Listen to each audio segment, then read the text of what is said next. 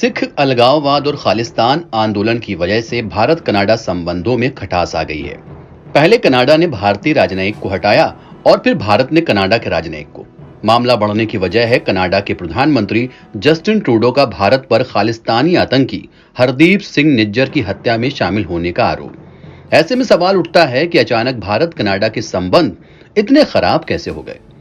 क्या सिर्फ Justin Trudeau की वजह से ही दोनों देशों के बीच ऐसे हालात बने हैं? शुरुआत फ्लैशबैक से करते हैं। कनाडा में भारत के बाद सबसे ज्यादा सिख आबादी रहती है। ये सिख कनाडा की राजनीति में अहम भूमिका निभाते हैं। ऐसे में कनाडा में सरकार बनाने के लिए सिख समुदाय को लेकर चलना सभी राजनीतिक दलों के लिए जरूरी हो जाता है। सिखों की अहमियत इस बात से भी लगाई जा सकती है कि जस्टिन ट्रूडो ने जब अपने पहले कार्यकाल में कैबिनेट का गठन किया तो उसमें 4 सिख मंत्रियों को शामिल किया। सिखों के वोटों को पाने के लिए कनाडाई पीएम को मजाक में जस्टिन सिंह ट्रूडो भी कहा जाता है। जस्टिन ट्रूडो ने 2015 में अपनी पहली सरकार के गठन के बाद कहा था कि उनकी कैबिनेट में जितने सिख शामिल हैं उतने भारत की कैबिनेट में भी नहीं हैं। कनाडा में भारतीय मूल के लोगों का दबदबा इतना है कि 2015 में कनाडाई हाउस ऑफ कॉमन्स के लिए 19 लोग चुने गए थे, जिनमें 17 ट्रूडो की लिबरल पार्टी से थे।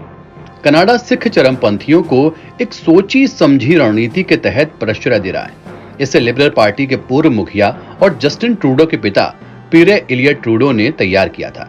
उन्होंने सत्ता पाने के लिए सिखों को अपने पक्ष में मिलाया, क्योंकि कनाडा के मूल लोगों के बाद यही कम्युनिटी सबसे ज्यादा संख्या में थी। सिख समुदाय के लोग स्थानीय कारोबार में भी थे, जो पीरे इलियट ट्रूडो की लिबरल पार्टी को चंदा दे सकते थे। 2015 में पहली बार प्रधानमंत्री बनने के बाद जस्टिन ट्रूडो ने अपने पिता की उसी रणनीति को आगे बढ़ाया। उन्होंने अपने कैबिनेट में सिखों को बड़े पैमाने पर शामिल किया। ट्रूडो ने अपने इस काम के लिए तत्कालीन राष्ट्रीय सुरक्षा उप मंत्री जोडी टॉमस को चुना। जोडी टॉमस ही जस्टिन ट्रूडो और खालिस्तानी आतंकवादियों के बीच संबंधों की सबसे बड़ी कड़ी बनकर उभरी। राष्ट्रीय सुरक्षा की उप मंत्री रहने के दौरान जोडी टॉमस ने पूरे कनाडा में खालिस्तान आंदोलन का प्रश्रय दिया और सुरक्षा प्रदान की। इसका इनाम उन्हें 2017 में मिला, जब जस्टिन ट्रूडो ने जोडी को कनाडा का राष्ट्रीय सुरक्षा सलाहकार बना दिया।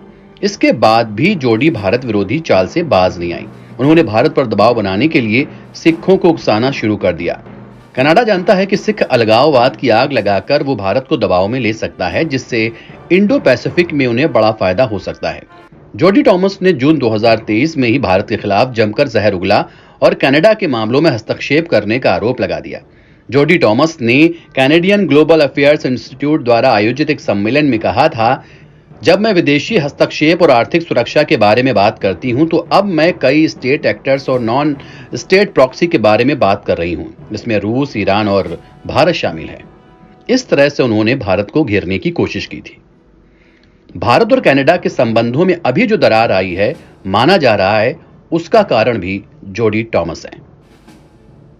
एनबीटी ऑनलाइन की रिपोर्ट।